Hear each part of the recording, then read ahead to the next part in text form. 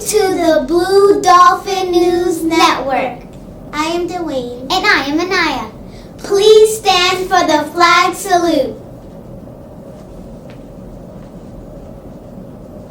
Ready, begin. I pledge allegiance to the flag of the United States of America and to the republic for which it stands, one nation, under God, indivisible, with liberty and justice for all.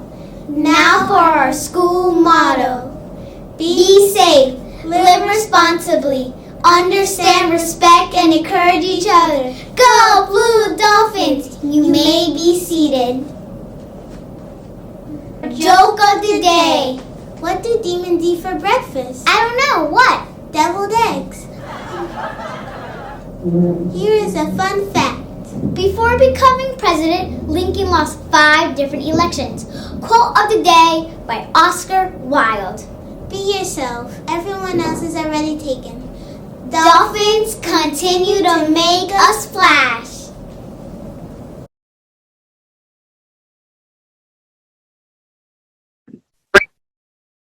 Good morning, amazing human beings. I am so excited to be here with you today. Today, we're going to read one of my most favorite books, Rosie Revere, Engineer.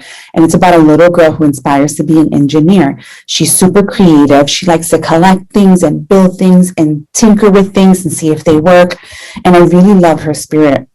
In the book, you'll notice like an uncle, she created an invention for her uncle and he like laughs at her.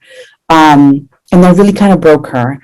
And she said, oh, she was kind of scared to create again. But then someone else comes in the book and they inspire her again.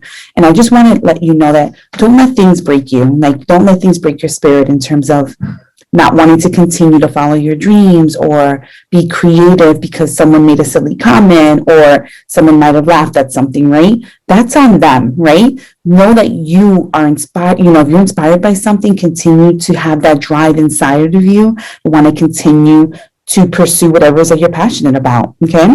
So I'm going to share the book with you now.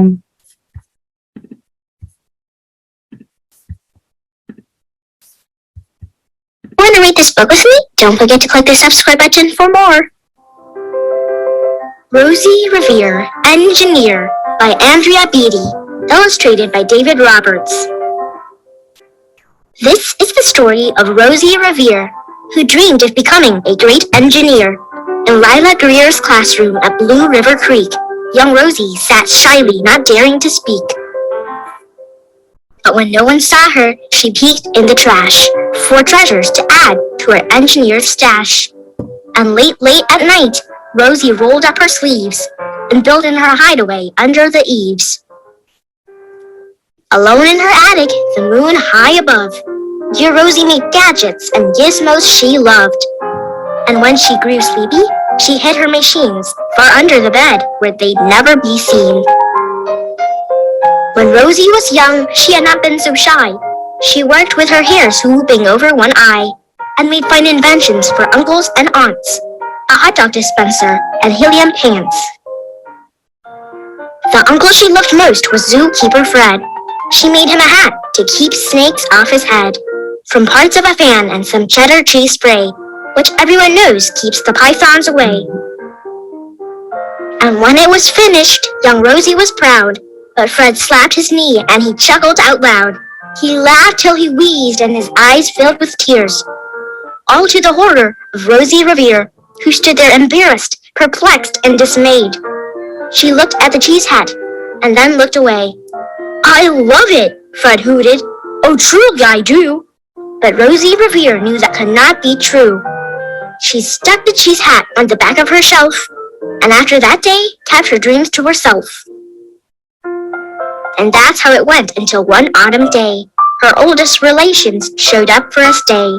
Her great-great-aunt Rose was a true dynamo who'd worked building airplanes a long time ago. She told Rosie tales of the things she had done and goals she had checked off her list one by one. She gave a sad smile as she looked to the sky. The only thrill left on my list is to fly. But time never lingers as long as it seems. I'll chalk that one up to an old lady's dreams. That night, as Rosie lay wide-eyed in bed, a daring idea crept into her head. Could she build a gizmo to help her aunt fly? She looked at the cheese hat and said, "No, not I." But questions are tricky and some hold on tight, and this one kept Rosie awake through the night. So when dawn approached and red streaks lit the sky, young Rosie knew just how to make her aunt fly. She worked and she worked till the day was half gone, then hauled her cheese copter out onto the lawn to give her invention a test just to see the ridiculous flap it might turn out to be. Strapped into the cockpit, she flipped on the switch. The Helio cheese cutter sputtered and twitched. It floated a moment and whirled round and round, then froze for a heartbeat and crashed to the ground. Then Rosie heard laughter and turned round to see the old woman laughing and slapping her knee. She laughed till she wheezed and her eyes filled with tears, all to the horror of Rosie Revere, who thought, "Oh no, never, not ever again will I try to build something to sputter or spin, or build with a lever, a switch, or a gear, and never will I be a great engineer." She turned round to leave, but then great Aunt Rose grabbed hold of young Rosie and pulled her in close, and hugged her and kissed her and started to cry. "You did it! Hooray! It's the perfect first try! This great flop is over. It's time for the next."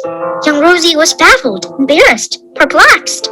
"I failed," said dear Rosie. "It's just made of trash." "Didn't you see it? The cheese copter crashed." "Yes," said her great aunt. "It crashed, that is true. But first it did just what it needed to do. Before it crashed, Rosie, before that, it flew." "Your brilliant first flop was a raging success. Come on, let's get busy, and on to the next." She handed a notebook to Rosie Revere, who smiled at her aunt as it all became clear.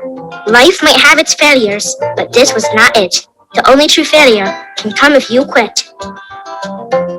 They worked till the sun sneaked away to its bed. Aunt Rose tied her headscarf around Rosie's head and sent her to sleep with a smile ear to ear, to dream the bold dreams of a great engineer. We can do it! At Blue River Creek, all the kids in grade 2 built gizmos and gadgets and doohickeys too.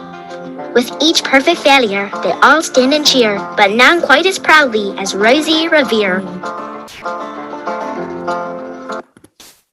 I love this book. I love the message behind it, right? Where it talks about failure is okay as long as you grow from that, right? As long as you're able to improve on that.